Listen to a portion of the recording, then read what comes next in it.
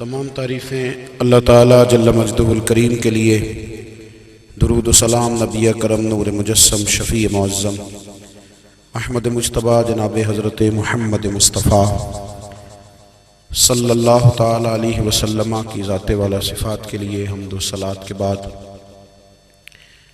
عزیز دوستو، بزرگوں اور بھائیوں،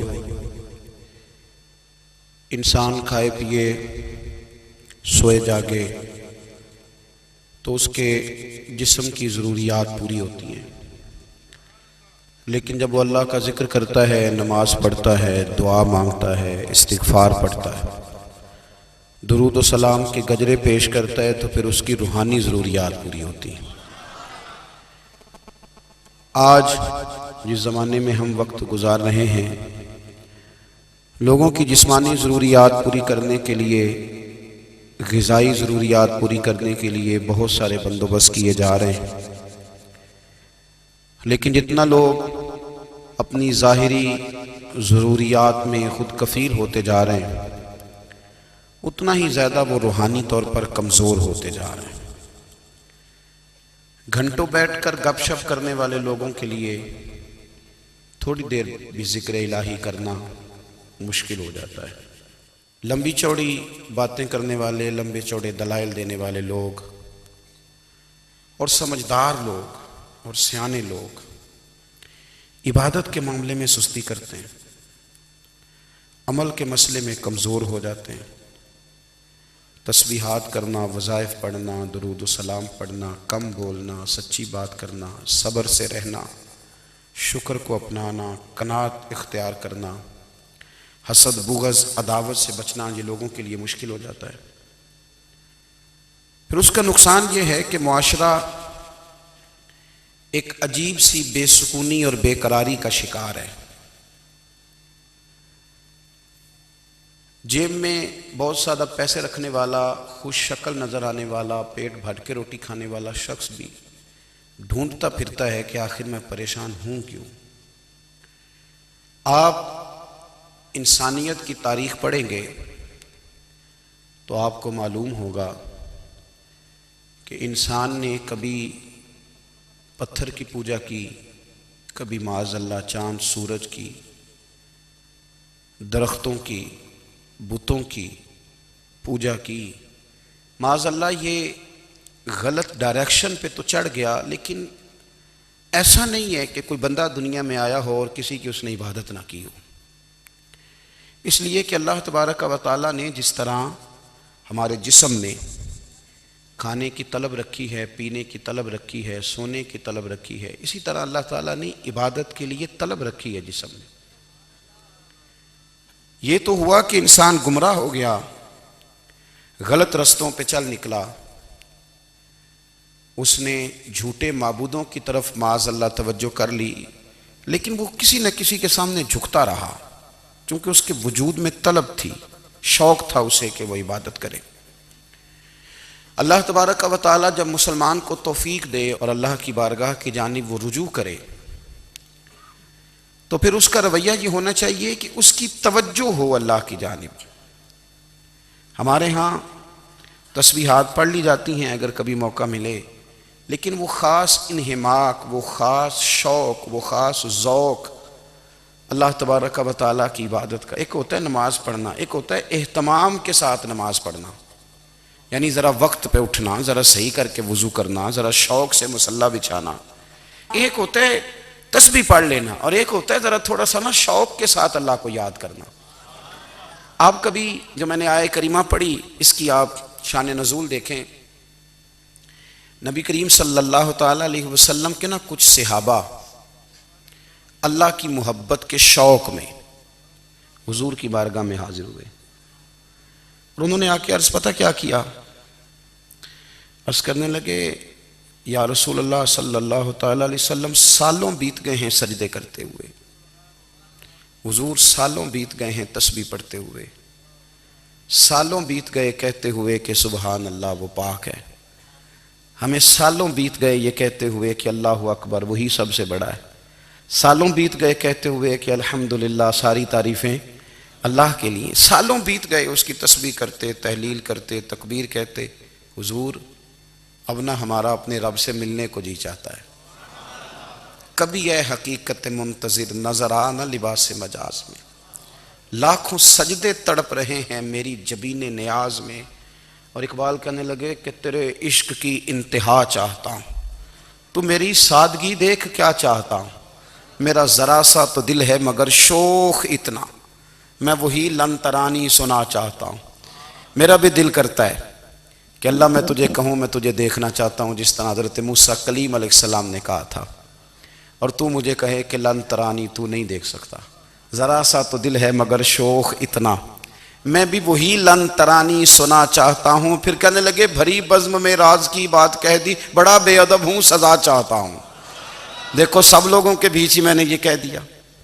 میرے عزیز صحابہ نہ شوق میں، کتنے سارے لوگ ہیں آپ، کتنی ماشاءاللہ بڑی تعداد میں آپ آئیں، ہم بھی کبھی اس شوق میں گئے ہیں کہ ہمارے رب کو دیکھنے کو دل چاہتا ہے،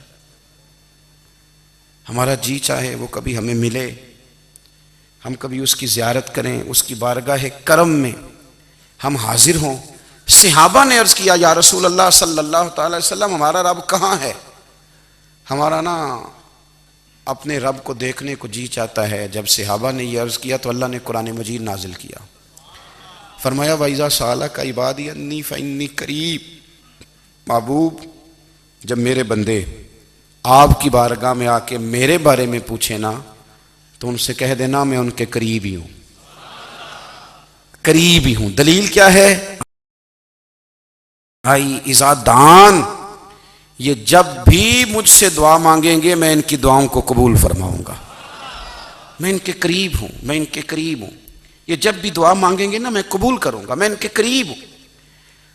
اللہ تبارک و تعالیٰ کے بندے اللہ سے محبت کرتے، رب کی بارگاہ میں جھکتے، اس کو اپنے دکھ سناتے، اس کے پیارے محبوب صلی اللہ تعالیٰ علیہ وسلم کا وسیلہ لے کے اس کے حضور حاضر ہو جاتے، پیشانیاں سجدوں سے روشن ہوتی۔ ہم نہ ہر چیز کے لیے وقت نکالتے ہیں، ہر چیز کے لیے، لیکن عبادت کے لیے وقت نہیں نکالتے۔ ہر شے آباد ہے، ہر شے، ہماری فیس بک بھی آباد ہے، واٹس ایپ بھی آباد ہے، ہمارے ٹویٹر بھی آباد ہیں، ہماری ہر چیز آباد ہے۔ سب سے کم آباد ہمارا مصلی رہ گیا ہے، سب سے کم۔ وہ لوگ اب ڈھونڈنے سے ملتے ہیں جن کی بغل میں مصلی ہوتا تھا۔ میرے بھائی آپ کتنا کو دنیا کے پیچھے بھاگو گے تھکا دے گی، کتنا دولت کے پیچھے بھاگو گے تھکا دے گی۔ آپ جب اپنی زندگی میں جمع تفریق کرو گے نا تو مرتے وقت احساس ہوگا کہ سارا کچھ تو لوگوں کے لیے کیا، اپنے لیے تو کر ہی کچھ نہیں سکے۔ اور ہم عبادت کے معاملے میں بہانے بازی بھی کرتے ہیں، ہم کہتے ہیں اوہو رزق کمانا بھی تو عبادت ہی ہے نا، تو میں حلال روزی کے لیے جا رہا ہوں یہ بھی تو عبادت ہے نا۔ میری طرح کے لوگ کہہ دیتے ہیں کہ میں سویرے اٹھ کے مدرسے میں کچھ اسباق دیکھتا ہوں تو یہ بھی تو عبادت ہے، میں بیان کرنے کے لیے مطالعہ کرتا ہوں تو یہ بھی تو عبادت ہے نا، اتنے لمبے سفر کر کے ملک میں دنیا میں گھومتا ہوں تو یہ بھی تو میں عبادت ہی کر رہا ہوں۔ اب اسپیشل نفلوں کے لیے وقت کس طرح نکلے، اسپیشل کر کے تسبیح میں کیسے چلاؤں، میں سارا کچھ ہم بہانے بنا لیتے ہیں نا۔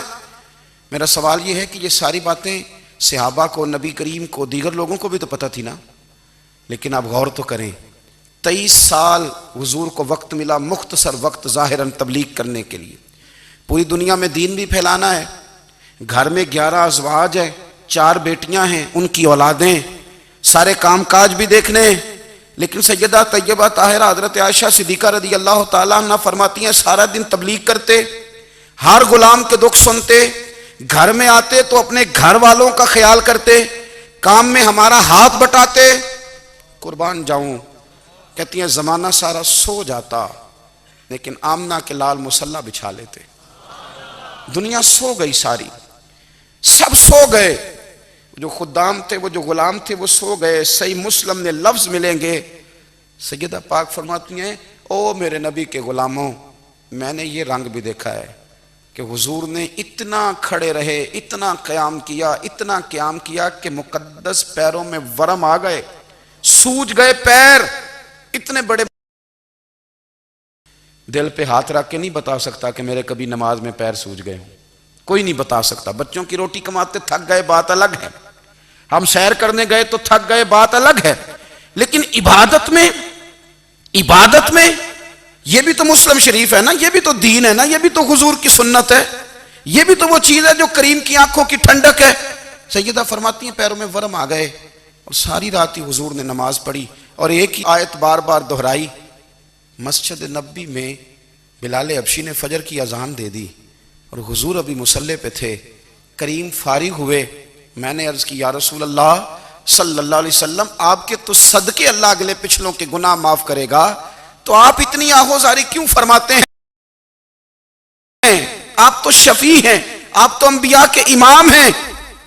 تو حضور نے فرمایا عائشہ تم نے گنوایا ہے نا میرے اللہ کی مجھ پر کتنی رحمت ہے، افلا اکونا عبدا شکورا، فرمایا اگر اس نے اتنی نعمتیں دی ہیں تو کیا میں اس کا شکر گزار بندہ نہ بنوں؟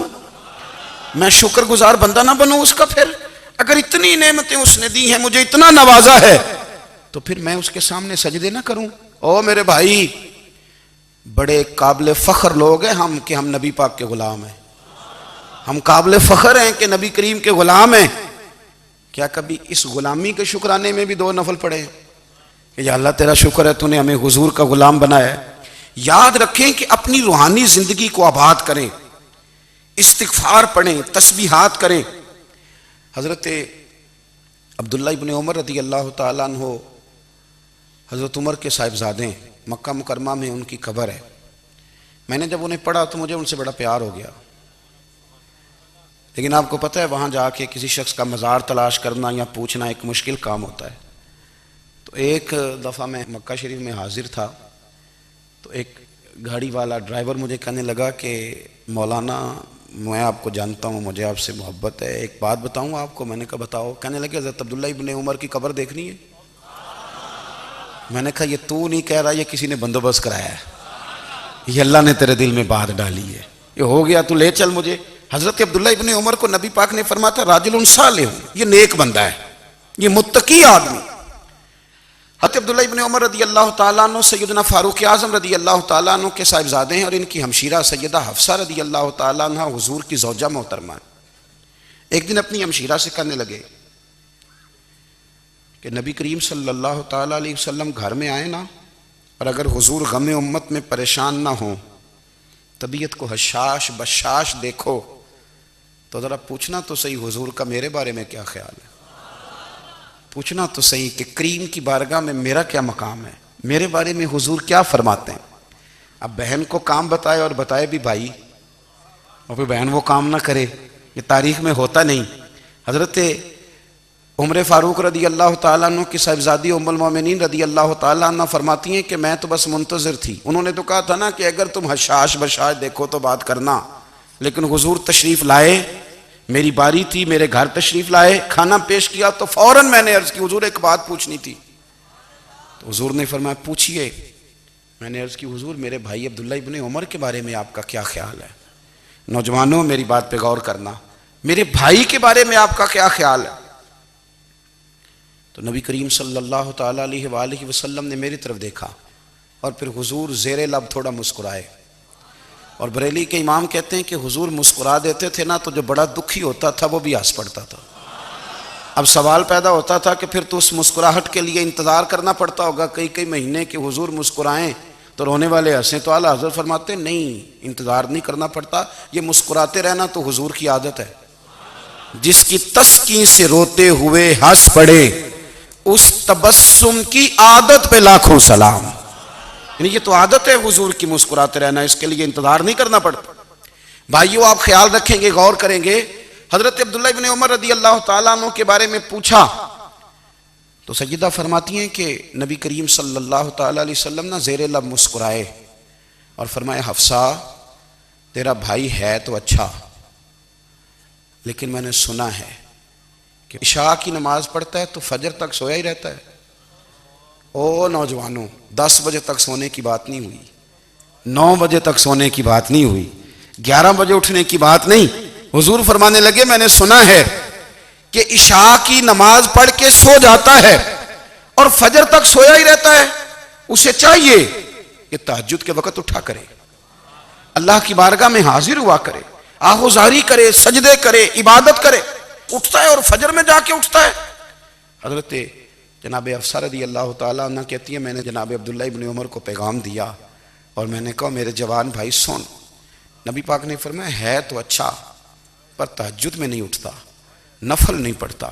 او میری ملت کے جوانوں، مزہ نہیں آ جاتا جب ساری دنیا سوئی ہو، ساری دنیا، اور بستر بھی گرم ہو اور نیند بھی پورا غلبہ کر رہی ہو، اور اچانک گھنٹی بجے دماغ میں، آنکھ کھلے، گھڑی پہ نظر پڑے، 3:30 4 بجے کا پیغام گھڑی بتائے، اور کوئی چڑھتی جوانی والا اٹھ کے وضو کرے، اور جب وہ مصلی کھول کے بچھائے تو مدینے والے محبوب کہتے ہیں کہ ہر نماز پہ رب ثواب دیتا ہے، اور جو اٹھ کے تہجد کی نماز پڑھے اسے دیکھ کے تو رب مسکراتا ہے، جو اس کی شان کے لائق ہے، جو اس کی شان کے لائق، وہ مسکراتا ہے، خوش ہوتا ہے کہ میرا بندہ تہجد میں اٹھ گیا، وہ مسکراتا ہے۔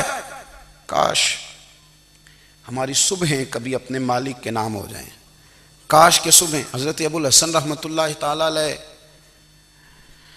حضرت معاذ ابن جبل رضی اللہ تعالیٰ عنہ کے پاس بیٹھا کرتے تھے، فرماتے ہیں ان سے جو پیار بڑھا تو پھر میرا مصلی سے بھی بڑھ گیا۔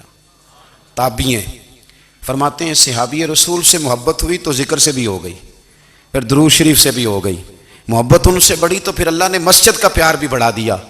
آپ فرماتے ہیں کہ میری ہر وقت طبیعت چاہتی تھی کہ بس اللہ اللہ کروں، بس اللہ اللہ کروں، بس نہ میں ذرا تھوڑی جان چھڑاؤں لوگوں سے، کو 10 منٹ ملے تو میں کچھ 4 نفل پڑھ لوں، میں تھوڑا سا نہ بچوں لوگوں سے، اور مجھے تسبیح ملے تو میں نہ کچھ 400-500 دفعہ استغفار پڑھوں، سبحان اللہ، الحمدللہ، اللہ اکبر، لا حول ولا قوت الا باللہ، میں نہ تسبیحات پڑھوں۔ فرماتے ہیں کہ بچے تھے گھر میں 6-7، غربت تھی، کام ملتا کوئی نہیں تھا، اور میں کام چور نہیں تھا، کام ڈھونڈتا تھا، پر اللہ کی قدرت کے کام نہیں ملتا تھا۔ فرماتے ہیں کہ میں نے ایک دن اپنی اہلیہ سے کہا کہ آج میں پھر جاتا ہوں کام ڈھونڈنے، تو میری بیوی بڑی فرما بردار تھی، پر اس دن نہ غربت کے ہاتھوں تنگ آ کے کہنے لگی آج نہ کوئی تو چیز لے کے آیا، تو مجھ سے بچوں کی بھوک نہیں دیکھی جاتی، یہ سب روگاں دا روگ محمد جس دا نام غریبی، کنڈ بلا کے لنگ جاندے نہیں دوست یار قریبی، آج نہ کچھ لے کے آیا تو میں بچے لے کے میکے چلی جاؤں گی۔ شیخ فرماتے ہیں کہ میں بڑا پریشان گھر سے نکلا، پر میں نے صبح سے لے کے زور تک کام ڈھونڈا، کام ملا کوئی نہیں، تو میرے دل میں خیال آیا چلو کام نہیں ملتا تو اللہ اللہ تو کرے نا، چلو بندوں کی مزدوری نہیں ملتی تو رب کریم کی عبادت ہی کرتے ہیں۔ فرماتے ہیں کہ میں نے نا فرات کے پانی سے وضو کیا، نہر کے، شدید دھوپ تھی، ساتھ ریت تھی اور ریت تپ رہی تھی، میں نے اپنا رومال وہیں مصلی کے طور پر بچھا لیا، اور فرماتے ہیں کہ زور سے لے کر عصر تک نماز پڑھی، دھوپ بھی پورے زور پہ، پر میرے سجدے کا ذوق بھی پورے زور پہ۔ فرماتے ہیں سورج بھی چمک رہا ہے اور رب کی عبادت کا ذوق بھی پورے زور پہ، میں سجدہ کروں تو پھر میرا اٹھانے کو جی نہ چاہے۔ میرے استاد لکھا کرتے تھے، یہ ان کا شعر ہے، وہ کہا کرتے تھے مجھے سوز دے، مجھے ساز دے، اور مجھے نیم شب کا نیاز دے، دم سجدہ خود کو میں توڑ دوں، مجھے ایسا ذوق نماز دے، اور میں تیری بہار کا پھول ہوں، میں کھلا بھی ہوں تو تیرے لیے، مجھے میری شاخ سے توڑ لے، مجھے اپنی زلف کا ناز دے۔ بھائی فرماتے ہیں کہ عصر تک میں نے نفل پڑھے، دل ڈھلنے لگا، عصر کی نماز پڑھی اور میں وہاں سے چلا۔ اب میں جب نکلنے لگا تو دل میں خیال آیا کہ چھوٹی چھوٹی دیواریں ہیں گھر کی، بغیر کچھ لیے جاؤں گا تو بیوی دور سے دیکھے گی تو شور کرے گی کہ پھر خالی ہاتھ آ گیا ہے۔ کہتے میں نے اپنے اسی رومال میں جس پہ میں نے نماز پڑھی تھی نا، رومال میں کی آخی دے پنجابی جو صافہ کہتے ہیں، اسی میں نا میں نے کچھ ریت بھر لی کہ وہ دور سے دیکھے گی تو سمجھے گی کچھ لے کے آیا ہے، چلو جا کے اسے بتا دوں گا کہ آج پھر مزدوری نہیں ملی۔ کہتے ہیں وہ ریت لے کر جب میں گھر میں گیا تو پہلے بیوی دروازے پہ کھڑی ہوتی تھی، پوچھتی تھی خالی ہاتھ آ گئے ہو؟ آج میں نے دیکھا تو ہے ہی کوئی نہیں۔ فرماتے ہیں میں اندر داخل ہوا، سلام لیے، کونے میں نے وہ رومال رکھ دیا اور میں نے آواز دی کہ بھلی مانس کہاں ہو؟ تو وہ کہنے لگی آپ منہ ہاتھ دھو لیں، میں روٹی لے کے آئی۔ میں نے کہا روٹی کہاں سے آ گئی؟ یہاں تو کئی دنوں کے فاقے، تو کئی دنوں کی غربت ہے، یہاں تو اس گھر میں تو فقیری ہے۔ فرماتے ہیں کہ وہ روٹی لے کے آئی اور اس وقت کی جو موجودہ نعمتیں تھیں، سمجھ لیں سلاد، اچار، ہر چیز ساتھ لائی۔ میں نے کہا کہ بچے کہاں گئے؟ کہنے لگی وہ کھانا کھا کے کھیلنے گئے، آپ کھانا کھا لیں آ جاتے۔ کھانا اس نے چن دیا۔ میں نے حیرت انگیز لہجے میں ساری نعمتیں اپنے دسترخوان پہ دیکھ کر کے بیوی سے پوچھا یہ کہاں سے آیا کھانا، بچوں کو تو نے کہاں سے کھانا کھلایا، یہ سارا کچھ کیسا ہے؟ تو کہنے لگی پتہ نہیں آج آپ کس کریم کی مزدوری کرنے چلے گئے تھے، پتہ نہیں کس کریم کی، میرے گھر میں تو اتنی نعمتیں آئی ہیں کہ مجھ سے سنبھالی نہیں جا رہی، اتنا اناج ہے، اتنا گندم ہے، کس کریم کے دروازے آج چلے گئے تھے؟ یہ کہتے کہتے وہ اٹھی اور اٹھ کر کے کہنے لگی پہلے ہی بڑا کچھ آیا تھا، اب کیا لے آئے ہو؟ اور جا کر کے نا اس نے وہ ریت والا رومال کھولا، کہنے لگے میں تو لے کے آیا تھا ریت، تو میرے رب نے اسے بھی سونے اور ہیرے بنا دیا تھا۔ جب آپ کی توجہ اللہ کی جانب، میرے نبی پاک صلی اللہ تعالی علیہ وسلم نے فرمایا ہر چیز اپنے رب سے مانگ، ہر چیز مانگ، ہر چیز مانگ۔ یا رسول اللہ کیا کچھ؟ میرے محبوب نے فرمایا تیرے گھر میں نمک بھی ختم ہو جائے تو وہ بھی اپنے رب سے مانگا کر، تو مانگنا وہ تجھے دے گا، تو اس کی بارگاہ میں کشکول طلب دراز تو کرنا۔ اور ترمذی شریف میں عجیب لفظ ہے، رسول کائنات نے فرمایا، رب کریم فرماتے ہیں جب میرا بندہ ہاتھ اٹھاتا ہے نا تو مجھے حیا آتی ہے کہ میں خالی کیسے لوٹا دوں اس کے، اتنے بڑے بادشاہ کی بارگاہ میں۔ او بھائی، لوگوں سے عزتیں تلاش کرتے ہو تو وہ کیا تمہیں عزت دیں گے؟ وہ تو کل اچھا کہتے ہیں پرسوں برا کہنے لگ جاتے ہیں۔ لوگوں کے سامنے گڈ بک میں آنا چاہو گے تو وہ تو سویرے تمہارے بارے میں کچھ کہیں گے، شام کچھ اور کہیں گے۔ اپنی روحانی زندگی آباد کریں، اپنے مسلح کو وقت دیں، اور دنیا سے چھپ کر، اس موبائل کو بند کر کے اور اپنے آپ سے بھی چھپ کے اور تنہا ہو کے چھپا کے سارا کچھ اپنے آنسو اپنے رب کی بارگاہ میں پیش کریں، اس کے حضور حاضری دیں۔ سنو نا ترمذی کی حدیث، اور اسے یاد رکھنا، نبی پاک علیہ السلام نے فرمایا اپنے دکھ لوگوں کے سامنے نہ بیان کرنا، سیٹھوں نوابوں کو نہ بتاتے پھرنا، دنیا داروں کے سامنے جا کے نہ رونا کہ میں تکلیف میں ہوں۔ فرمایا اگر دنیا داروں کو دکھ بتاؤ گے رب تمہیں کبھی غنی نہیں کرے گا، اور لوگ ہیں کہ الٹا مذاق اڑائیں گے۔ آپ کی جس سے بڑی پکی یاری ہے نا، پکی، وہ تب تک پکی ہے جب تک آپ نے 50,000 مانگا نہیں، اور جس وقت آپ نے کہہ دیا کہ میں مجبور ہوں میری مدد کر تو پھر ختم ہو گئی دوستی۔ لوگوں کے تعلقات آپ کے ساتھ تب تک ہیں جب تک آپ ان سے کوئی ضرورت وابستہ نہیں کرتے۔ کریم محبوب فرمانے لگے بندوں کے سامنے دکھ نہ بیان کرنا، اللہ تجھے کبھی غنی نہیں کرے گا۔ تو اپنے دکھ اپنے رب کو بتا، تو دعائیں مانگ، تو اس کی بارگاہ میں حاضر ہو، تو اس کے حضور عرض کر۔ فرمایا اپنے دکھ اپنے رب کو بتا، وہ جلدی کرے یا دیر سے کرے تجھے ساری دنیا سے بے نیاز کر دے گا، تجھے کسی کا محتاج نہیں رہنے دے گا۔ اپنے مسلح کو، اپنی دعاؤں، ایک بزرگ فرماتے ہیں میں نے دعا مانگنے کا طریقہ اپنی بیوی سے سیکھا، دعا مانگنے کا طریقہ اپنی، سیکھنے والے تو اپنے بچوں سے بھی سیکھ لیتے ہیں، سیکھنے والے تو ہر ایک سے سیکھتے ہیں۔ وہ کہتے ہیں میں نے دعا مانگنے کا سلیقہ اپنی بیوی سے سیکھا ہے۔ حضرت وہ کس طرح؟ فرمانے لگے میری بیوی نے نا مجھے کوئی کام بتایا، کچھ پیسوں کی ضرورت کے لیے کہا، تو میں نے اسے کہا کہ بھئی ابھی میرے پاس نہیں ہے، کچھ دنوں میں آتے ہیں تو میں دے دوں گا۔ عورتوں کی عادت ہوتی ہے وہ بار بار یاد کراتی ہیں، 2-4 دنوں کے بعد پھر اس نے کہا حضرت وہ میں نے کہا تھا کچھ پیسے، میں نے اسے کہا کہ ابھی میرے پاس نہیں ہے، کچھ دنوں میں ملتے ہیں تو میں تمہیں دے دوں گا۔ اس نے کچھ دنوں کے بعد پھر کہا حضور وہ میں نے کچھ پیسے کہے تھے۔ فرماتے میں نے ڈانٹ دیا، میں نے کہا کہ کیا تو روز مجھے شرمندہ کرتی ہے، کہا نا میرے پاس نہیں ہے، ہوں گے تو دے دوں گا، تو روز یاد کراتی ہے۔ فرماتے ہیں اس نے پہلے تو میری ڈانٹ کو سہا، پھر میرے سخت جملوں نے اس کی آنکھوں میں آنسو پیدا کر دیے، پھر اس نے اپنے آنچل میں اپنے اس دکھ کو سمیٹا، اور پھر اس نے ایک جملہ کہا تو میں رو پڑا، اور مجھے اپنے رب سے مانگنے کا طریقہ آ گیا۔ مجھے کہنے لگی حضرت جی آپ نے ڈانٹ دیا، میں نے سہ لیا، پر آپ ہی میرے شوہر ہیں، بتائیں نا آپ سے نہ کہوں تو میں کس سے جا کے کہوں۔ فرماتے ہیں میں رو پڑا، اور میں کھل کے رویا، اور میں تڑپ کے رویا، اور پھر میری سسکیاں بند گئیں۔ تو مجھے کہنے لگی آپ کو کیا ہوا؟ میں نے کہا مجھے بھی دعا مانگنی آ گئی ہے، جب میں اسے کہوں گا نا اللہ تو ہی میرا رب ہے، میں تجھ سے نہ کہوں تو میں کس سے جا کے کہوں؟ میں کیوں کسی بندے سے سوال کروں؟ میں کیوں کسی دنیا دار سے کہوں؟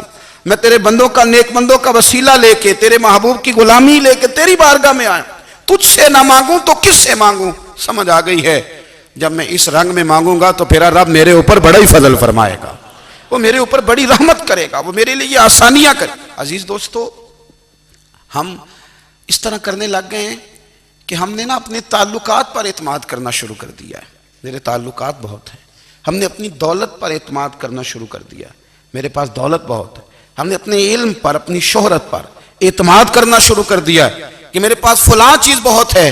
یاد رکھنا، جب بے نیاز اپنی صفت بے نیازی دکھاتا ہے تو بڑی بڑی دولتوں والے مجبور نظر آتے ہیں۔ بھائیو، جب انسان کا رشتہ اپنے مالک کے ساتھ ہوتا ہے پھر تو غم بھی کچھ نہیں کہتے، پریشانیاں بھی کچھ نہیں کہتی، پھر تو زندگی صبر والی، پھر تو زندگی توکل والی، پھر تو زندگی بھروسے والی، پھر انسان اپنے آپ کو رسوا نہیں کرتا، دنیا داروں سے امیدیں اس کی ختم ہو جاتی، امیدیں اللہ رسول سے لگا لیتا ہے، مضبوط ہو جاتا ہے، مضبوط، طاقتور ہو جاتا ہے، خوددار ہو جاتا ہے، باوقار باعزت ہو جاتا ہے۔ حضرت بہلول دانا رحمۃ اللہ علیہ بیٹھے تھے تو ہارون رشید حج کر کے آ رہا تھا، تو رستے میں حضرت شیخ سے ملاقات ہو گئی تو السلام علیکم کے بعد کہنے لگا حضور کوئی حکم ہو تو بتائیے گا۔ تو حضرت بہلول دانا فرمانے لگے تیرا رب کون ہے؟ اس نے کہا اللہ۔ تو فرمایا میرا کون ہے؟ کہا اللہ۔ فرمانے لگے تو بڑا ہی بیوقوف ہے، کیا تو یہ سمجھتا ہے کہ رب ہارون رشید کو تو دے گا اور بہلول دانا کو بھول جائے گا؟ تیرا بھی وہی رب ہے، میرا بھی وہی رب ہے، اس نے اگر تجھے دے کے آزمایا ہے تو ہو سکتا ہے مجھے نہ دے کے آزما رہا ہو، جب اس کی حکمت کے تقاضے ہوں گے تو عطا کرے گا اور دے گا، تو جا اپنا کام کر۔ بھائی اپنی روحانی زندگی، اپنی عبادات، اپنے وظائف، اپنے روزمرہ کے معاملات، اپنی دعائیں، اپنا استغفار، دیکھو کوئی مشکل کام تو نہیں، 2 رکوع ہیں سورہ واقعہ کی اگر رات کو پڑھ لی جائے تو۔ میں کس طرح یہ بات بیان کروں کہ تعویذ بانٹنا آسان ہے اور وظیفہ بتانا مشکل ہے؟ سارا دن تعویذ بانٹیں تو لوگ لینے کو تیار ہیں، اور اگر آپ وظیفہ بتائیں تو کہتے ہیں تو مشکل کام ہے۔ او خدا کے بندے، اگر آپ کا تعلق قرآن پاک کے ساتھ مضبوط ہو، قرآن پاک کے ساتھ اگر آپ کا رشتہ ہو، لوگ سفارشیں ڈھونڈتے ہیں نا دنیا میں، کوئی تعلق مل جائے تو میرا کام ہو جائے، دنیا میں اتنا مشکل معاملہ ہے، آخرت میں مجھے بتائیے گا کتنا مشکل معاملہ ہوگا۔ میرے نبی پاک صلی اللہ تعالی علیہ وسلم نے فرمایا جو لوگ سورہ ملک پڑھا کرتے تھے نا، سورہ ملک، یہ سورت ملک قیامت میں ان کی سفارش کرے گی، اور اس طرح کرے گی کہ کہے گی اے اللہ یہاں اس بندے کو جنت میں داخل کر دے یا مجھے قرآن پاک سے علیحدہ کر دے، تو رب فرمائے گا جا اس کا دامن تھام کے اسے جنت تک پہنچایا۔ آپ بات کو سمجھیں، جب آپ کے تعلقات اپنے معاملات کے ساتھ مضبوط ہوں گے، یہ نبی کریم نے وعدہ کیا ہے کہ تو سورت واقعہ پڑھ تیرے گھر میں فاقہ نہیں آئے گا۔ حضرت عبداللہ ابن مسعود رضی اللہ تعالیٰ عنہ بیمار تھے تو حضرت عثمان غنی رضی اللہ تعالیٰ عنہ تیمارداری کے لیے تشریف لے گئے اور جا کر کے کہا کہ آپ بڑے بیمار ہیں، آپ کی بیٹیاں زیادہ ہیں، میں چاہتا ہوں کہ خزانے میں سے کچھ مدد کروں۔ تو سیدنا عبداللہ ابن مسعود رضی اللہ تعالیٰ عنہ اٹھ کے بیٹھ گئے اور کہنے لگے امیر المومنین، اللہ آپ کو میری طرف سے، میری بیٹیوں کی طرف سے بہتر صلہ دے، میری بیٹیوں کو کسی خزانے کی ضرورت نہیں، میں نے انہیں خزانہ دے دیا ہے۔ کہا جناب آپ نے کون سا خزانہ دیا ہے، میں آپ کے مالی معاملات کو جانتا ہوں۔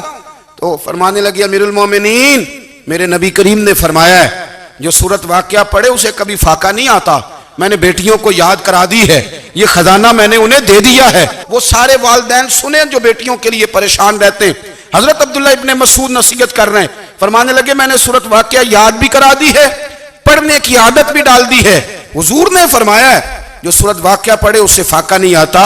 کہنے لگے چاند تو اپنی جگہ چھوڑ سکتا ہے، سورج گر سکتا ہے، تارے ٹوٹ سکتے ہیں، پر مدینے والے رسول کی بات غلط نہیں ہو سکتی۔ حضور نے فرمایا فاقہ نہیں آئے گا تو انشاءاللہ کبھی بھی نہیں آئے گا۔ کرنے کا کام یہ ہے کہ ہم اپنے معاملات، اپنی عبادات، اپنی دعائیں، کبھی 10 منٹ عادت ہو جائے نا دعا مانگنے کی علیحدہ سے رات کو، حضور نے فرمایا جو فرض نماز کے بعد دعا مانگے اللہ اس کی قبول کر لیتا ہے۔ نبی پاک صلی اللہ تعالی علیہ وسلم نے فرمایا اللہ مسافر کی دعا قبول فرماتا ہے۔ حضور نے فرمایا اللہ مظلوم کی دعا قبول فرماتا ہے۔ حضور نے فرمایا بیمار سے دعا کراؤ اللہ اس کی دعا قبول فرماتا ہے۔ میرے نبی پاک نے فرمایا ماں باپ جب بھی اولاد کے لیے ہاتھ اٹھائیں، ویسے تے بلے شاہ تو آسمانی اڈدیاں ہی پھڑ دیں، جڑا گھر بیٹھا انہوں بڑھیا ہی نہیں۔ حضور فرمانے لگے ماں باپ جب بھی اولاد کے لیے دعا فرمائیں اللہ ان کی دعا کو قبول کرتا ہے۔ آپ اپنا تعلق بنائیں، دعا کے ساتھ، عبادت کے ساتھ، مصلی کے ساتھ رشتہ بنائیں، استغفار پڑھیں۔ صلاح الدین ایوبی صلیبی جنگوں میں تھے، رات کو مسجد اقصیٰ میں نماز پڑھی تو پریشان تھے، ایک بزرگ سے ملاقات ہوئی تو وہ کہنے لگے کہ آپ بڑے پریشان ہیں۔ کہنے لگے حضور پریشان اس لیے ہوں کہ پہلے ہی مسلمان کمزور ہے، اب میں نے سنا ہے دشمن کا ایک بحری بیڑا وہ جنگی سامان سے بھرا ہوا آ رہا ہے، تو اب ان کے پاس اور تلواریں اور نیزے آ جائیں گے، مسلمانوں کے پاس پہلے ہی وسائل کی کمی ہے، پریشان ہو کس طرح کر کے مقابلہ کریں گے؟ یہ بات کہتے ہی صلاح الدین ایوبی نے بزرگوں سے کہا حضور آپ بھی دعا کرنا، دعا کی بڑی طاقت ہے۔ میرے نبی پاک نے فرمایا دعا مومن کا ہتھیار ہے، دعا مومن کا حضور نے فرمایا تقدیر کو سوائے دعا کے کوئی چیز نہیں بدل سکتی، دعا مومن کا ہتھیار ہے، یہ کافر کے پاس کوئی نہیں، یہ ہتھیار ہے مومن کا۔ اللہ کرے آپ کو سمجھ آئے، پھر سنیں، کئی بار کہہ چکا ہوں یہ ہتھیار ہے، کافر کے مقابلے میں جو تیرے پاس سب سے بڑا ہتھیار ہے وہ دعا ہے۔ دعائیں کرانی چھوڑ دی، کرنی چھوڑ دی، لینی چھوڑ دی۔ حضرت سیدنا انس بن مالک رضی اللہ تعالیٰ عنہ فرمایا کرتے تھے میں نے وہ رنگ دیکھا ہے جب حضور دعا مانگتے تھے اور حضور کی مقدس آنکھوں میں آنسو بھی ساتھ ہی بہا کرتے تھے، میں نے وہ انداز دیکھا ہے۔ تو صلاح الدین ایوبی بزرگ سے کہنے لگے آپ بھی دعا کیجیے، اور خود رونے لگے اور سر سجدے میں رکھ کے رونے لگے، اور عشاء سے لے کر فجر تک روئے، خوب روئے۔ صبح وہ بزرگ آئے تو صلاح الدین ایوبی کا خوبصورت اور ہنستا ہوا چہرہ دیکھا، کہنے لگے آپ بڑے خوش ہیں، رات تو میں نے بڑے روتے ہوئے دیکھا تھا۔ تو کہنے لگے حضور وہ جو بحری بیڑا آ رہا تھا نا وہ پانی میں ڈوب گیا ہے، اب وہ نہیں آ رہا، ابھی خبر آئی ہے تو میں بڑا خوش ہوں۔ بزرگ کہنے لگے اٹھ سینے سے لگ اور سن ایک بات، وہ بحری بیڑا پانی میں نہیں ڈوبا، وہ تیرے آنسوؤں میں ڈوب گیا ہے۔ وہ جو تو رات رویا ہے نا رب کریم کی بارگاہ میں تو وہ ڈوب گیا ہے۔ بھائی اپنا مصلے کا، عبادت کا، وظائف کا، اللہ اللہ کا سلسلہ اس کو مضبوط کرے، اپنی دعاؤں کے تعلق کو مضبوط کرے۔ دعائیں بڑے انقلاب برپا کر دیتی ہیں۔ ہم تھوڑے تھوڑے نا جب سے خشک ہوئے ہیں نا، خشک، اور میری تو جماعت ہی صوفیاء کی جماعت تھی، ہم تو داتا علی اجمیری کی جماعت سے، ہم تو خواجہ اجمیری کی جماعت سے، ہم تو شیخ احمد فاروق سرہندی کی جماعت سے، ہم تو صوفیاء کی جماعت۔ ہماری جماعت نے بھی وہ تعلق جو ہمارے بزرگوں نے بنایا تھا۔ بزرگ اللہ کے قریب کیسے جاتا ہے؟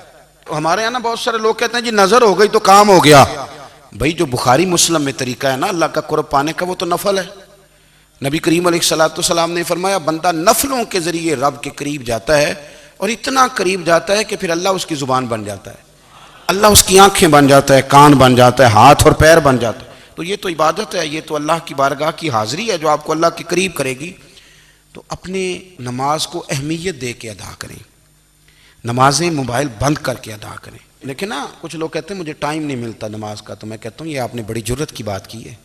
مجھے کو میرا پیر بھائی کہہ دینا میرے پاس ٹائم نہیں آپ کو ملنے کا، تو میں کہتا ہوں آج کے بعد آنا ہی نہ۔ تو کیا سمجھتا ہے تو وہ بڑا آدمی ہے، تیرے پاس ٹائم نہیں ہے اور ہمیں ملنے کا ٹائم، موج کر۔ تو آپ نے اللہ رسول کو کہہ دیا ٹائم نہیں۔ اور عجیب فلسفہ ہے نا، کہا جائے نماز پڑھنے آؤ تو کہتے ہیں کپڑے ٹھیک نہیں، اور کہا جائے کہ آؤ ذرا دعوت پہ چلیں تو کہتے ہیں 1 منٹ ٹھہر میں کپڑے بدل کے آیا۔ نماز کے لیے کہا تو کہتا ٹھیک نہیں، دعوت کے لیے کہا تو کہتا میں ذرا تیاری کر لوں، یوں جانا مناسب نہیں۔ یہ معاملہ ٹھیک نہیں۔ رب تو فرماتا ہے کہ جب تم مسجد میں آئے تو زینت اختیار کر کے آ، خوب ذوق سے دعا مانگیں، خوب شوق سے نماز پڑھیں، خوب استغفار کا مزاج بنائیں۔